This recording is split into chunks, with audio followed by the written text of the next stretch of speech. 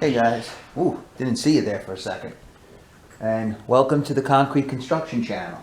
So we cover a lot on when jobs go good and what you should do to make them go good. Today, let's cover when a job goes wrong and it may be partially your fault, and the end result is going to be a jackhammer is going to be your solution. So let's go check it out. Guys, so we poured this cement today, and the customer wanted it done this way originally. This was his design, and he was going to put a cap over there for that limestone, but it turns out after we poured it and it started floating it, he decided to change his mind. See, we got this big one-face wall here coming down, and now he wants to go to the outside of the steps. So he wants to put the board there now and there, come in on a 45 and out. So now I'm going to pull out this cement with the E45.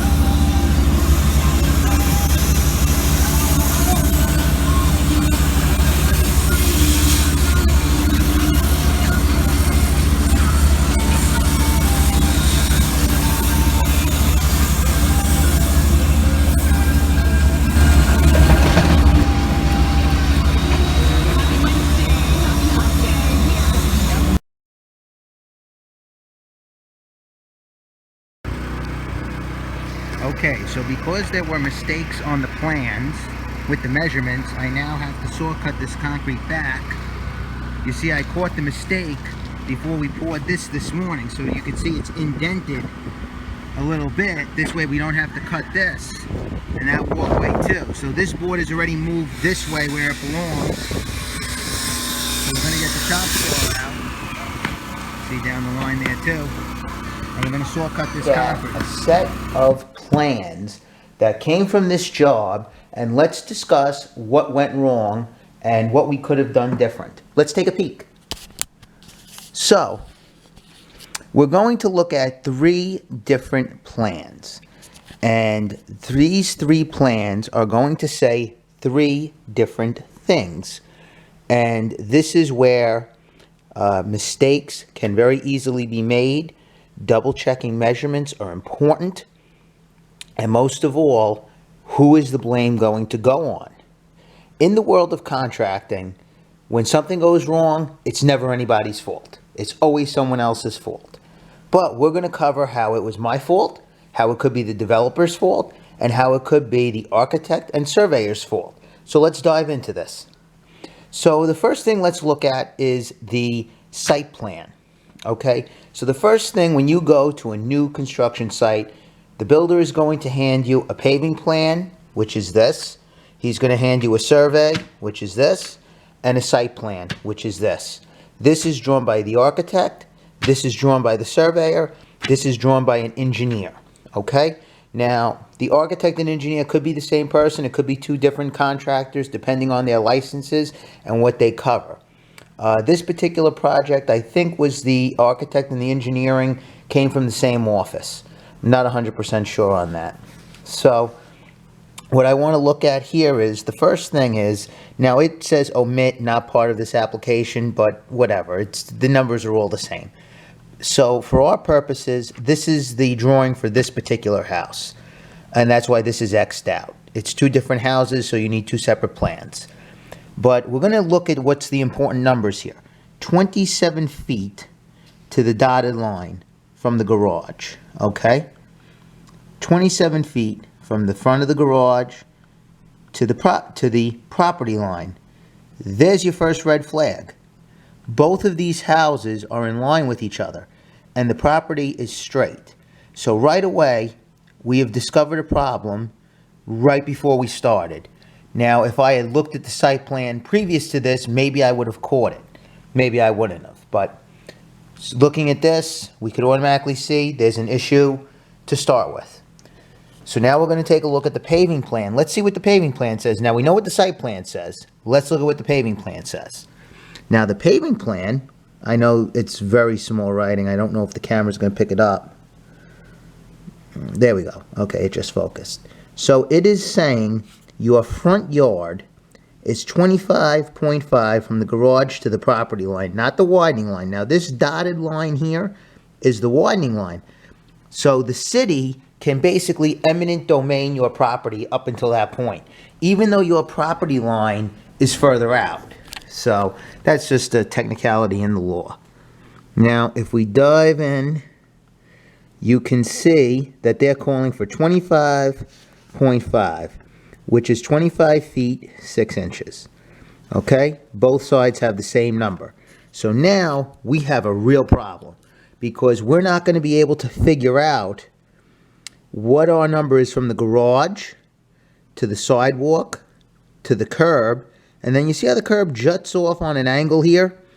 It was kind of tough for me to tell on this small scale plan, but the neighbor's curb is actually out to here in this line, and our curb is all the way back there. So that created a problem. So now I automatically have an issue. The site plan and the paving plan don't jive, and they should. So then we took a look at this plan, which is the survey. Now, the surveyor comes in separately from everyone else, and what they do is they surveyed the foundation when it was done in correlation to the property line and the widening line. So basically, the end result was, if you look at the foundation, it's saying 27.41, which is 27 feet 5 inches. So now, and that's to the widening line. So now we're in a position where we really don't know where on earth we need to be. And these numbers are 27.34, so that's 27 feet 4 inches.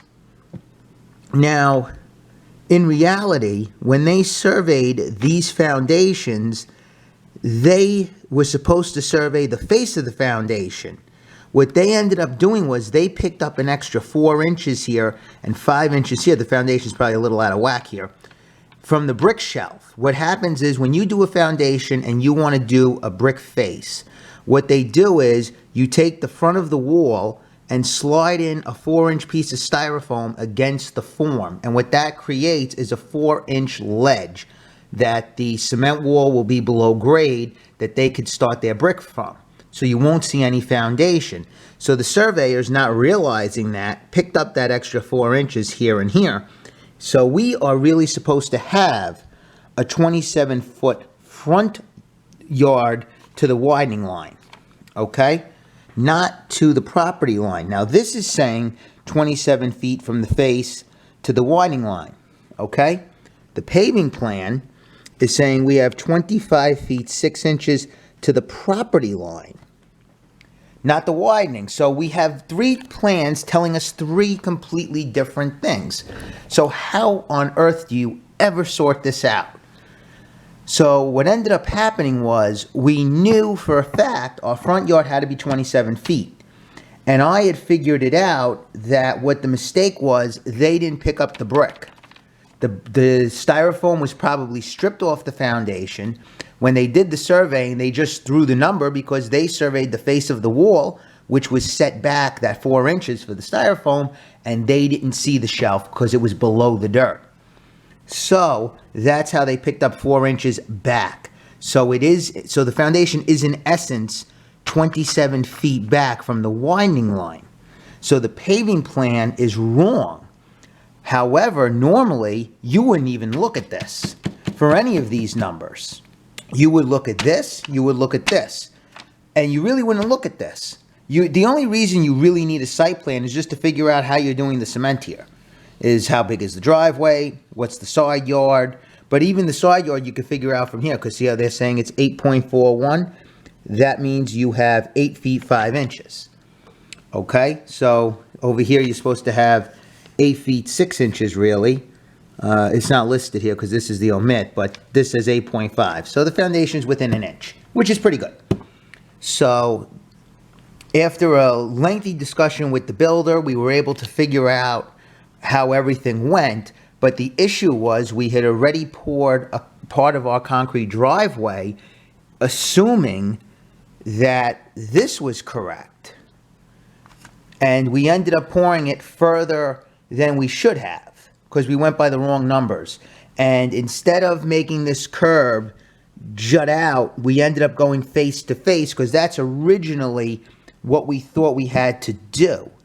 However, if you look closely, as you can clearly see, the curb where they write 18-foot curb cut, you can clearly see this little spot. Let me get a pen to show you. You see this little line here? That's the curb returning to the neighbor's curb.